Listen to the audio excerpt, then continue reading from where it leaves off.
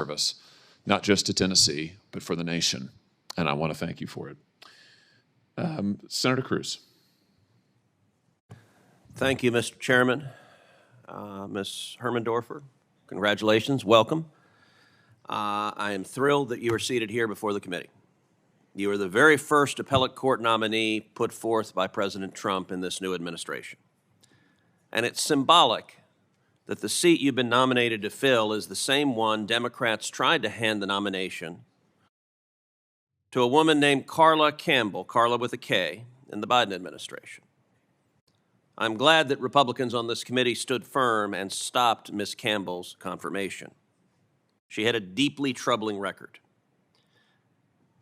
She affiliated with an explicitly Marxist organization that called for a working class revolution and abolishing both the police and ICE.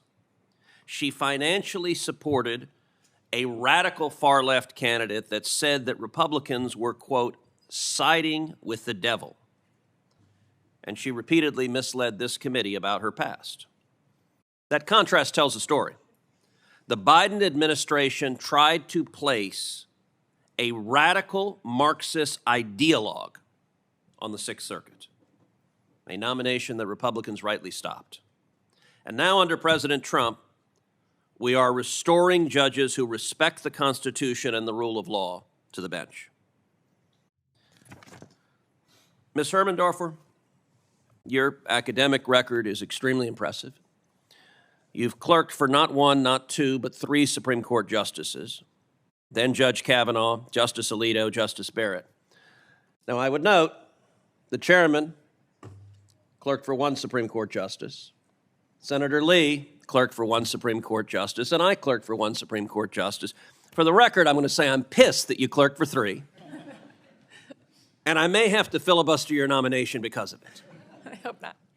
But tell us what you learned clerking for those 3 jurists. So I've taken so many lessons from those jurists. That the role of the judge is to carefully listen to all parties and carefully deliberate with respect to all cases that come before him or her, and to treat colleagues and litigants with respect, and to understand that you can disagree about the law without being disagreeable.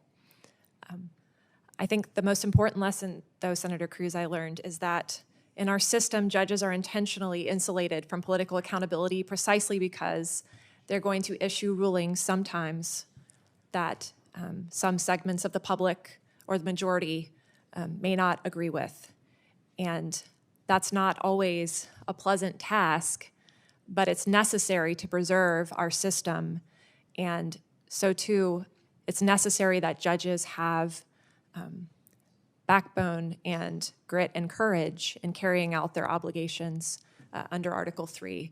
And so those are attributes that I witnessed and that I would try to take with me to the best of my abilities were I fortunate enough to be confirmed. So you also were a star basketball player at my alma mater at Princeton. Star might be a little strong, Senator. You were captain of the team. Tell us what you learned about playing competitive basketball at the collegiate level. I mean, my basketball journey started when I was very young, and my poor parents who are here, drove me around probably to every gym in Tennessee so I could pursue my dreams of playing college sports. There's nothing like having to wake up early at 5 a.m. in the snow and go down to the weight room to instill self-discipline and grit. And I've carried those lessons and the work ethic with me, and I've been knocked down many times, both on the court and off. And I learned that it's really about how you carry yourself, and your attitude and your effort can get you through even when you're facing challenges. And I guess lastly, I would say playing basketball, I had the pleasure of getting to know girls from all walks of life, from all over the state, all over the country. And so getting along with folks from different backgrounds and who have different perspectives is something I have experience with and would also try to take with me. Talk to us about the First Amendment and the importance of the First Amendment. Without sounding trite, it's the First Amendment for a reason. It protects both, mean, the five main freedoms, the free exercise of religion. There's also the Establishment Clause, of course. Freedom of the press, freedom to petition the government when you want to change a law, freedom to assemble, and I can't remember if I said 4 or 5, but the importance of that is that in our system, the people have the power to express their deeply held views and to try to make political change. And it's not up to the government to stifle any views that it deems, heterodox or unorthodox. It is to protect the will of the people as they express it in their public announcements. Thank you, Professor. Senator Schiff.